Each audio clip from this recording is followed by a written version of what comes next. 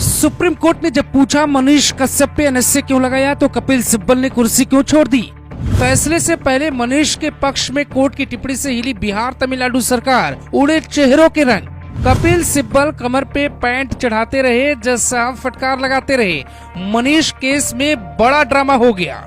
तुम मजलूम समझ के टकराए थे, सोचा था कमजोर को खत्म कर तानाशाही दिखाएंगे, पर किसी ने क्या खूब कहा था, हवा का झोंका पेड़ हिला सकती है पर पनपते पौधों को नहीं गिरा सकती।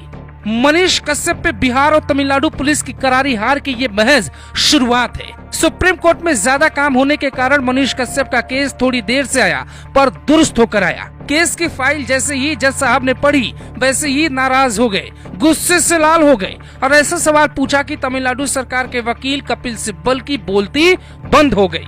सुप्रीम कोर्ट के मुख्य न्यायाधीश डी.वाई. चंद्रचूड़ और जस्टिस पी.एस. नरसिम्हा की बेंच में याचिका पे सुनवाई होनी थी। ये मामला इसलिए बड़ा है क्योंकि कानून के जानकार मानते हैं मनीष पर एनएसए लगाना मतलब कानून की ताकत का गलत प्रयोग करना। पर इसी बात पे जज साहब भी नाराज हो गए। कोर्ट में 30 मिनट तक जो बहस है उसका आनंद आपको भी लेना चाहिए। हम हिंदी में एक एक शब्द को ट्रांसलेट करके आपको समझाते हैं। सुप्रीम कोर्ट के सामने शेर कैसे ढेर हो जाते हैं। कोर्ट के भीतर सुनवाई के दौरान दोनों पक्ष के वकील मौजूद थे।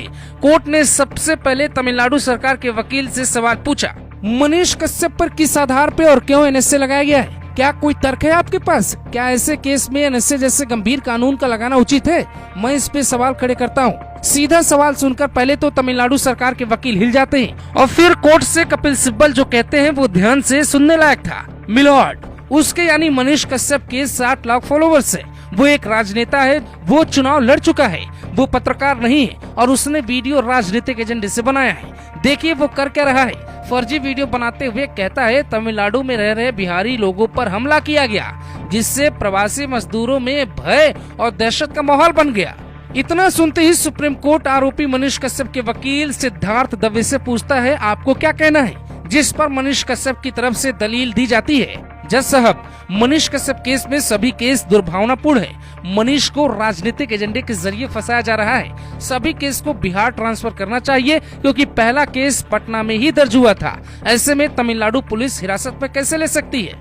इतना सुनते ही अपनी कुर्सी छोड़कर कपिल सिब्बल खड़े हो गए और कोर्ट को समझाने लगे। सिब्बल ने विरोध जताते हुए कहा कि सभी एफआईआर अलग अलग कानून के तहत दर्ज है और साथ ही मनीष कश्यप तमिलनाडु के अलग अलग क्षेत्रों में गए, वहां घूमकर वीडियो बना रहे थे, इसीलिए अलग अलग एफआईआर को बरकरार रखना चाहिए।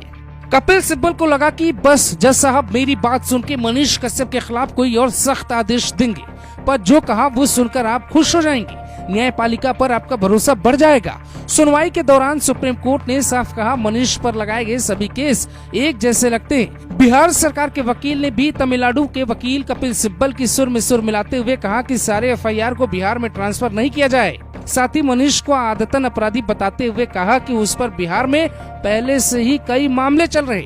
इसी बात पे जज साहब ने भी सीधी टिप्पणी करते हुए ये तक कह दिया, बिहार और तमिलनाडु सरकार अपना जवाब 28 तारीख तक कोर्ट में पेश करे। इसी बात पे जज साहब ने भी सीधी टिप्पणी करते हुए ये तक कह दिया कि बिहार और तमिलनाडु सरकार अपना जवाब पहले पेश करे और बताए कि एनएसए क्यों और किस भावना से लगाया गया। 28 तारीख को अब सुनवाई होगी, दोनों सरकार अपना जवाब पेश करे और आखिर में कपिल सिब्बल को पैर पीछे खींचना पड़ा। कोर्ट रूम में मौजूद अन्य वकील और सहकर्मियों के लिए एक जरूरी बहस का हिस्सा था, क्योंकि कोई सरकार अपनी ताकत का गलत प्रयोग कर किसी को जेल में रखने के लिए एनएसए या यूएपीए लगा दे तो कोर्ट का फैसला और उसकी टिप्पणी मायने रखता है।